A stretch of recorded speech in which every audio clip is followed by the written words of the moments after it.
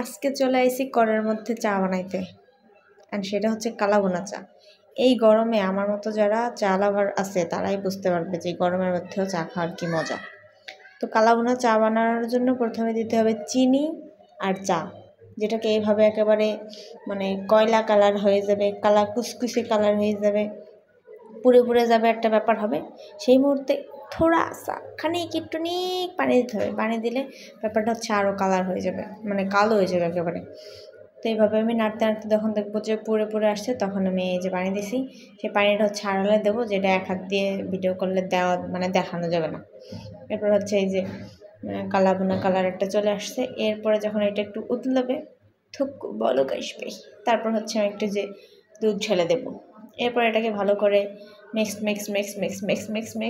করে ভালো করে মিক্সড করে যখন এটা আবার বলক চলে আসবে, তখন এটা পারফেক্টলি রেডি। তো আমি আবার কাপে খাই না, আমার লাগে হচ্ছে মগ, গামলা, বালতি এসব।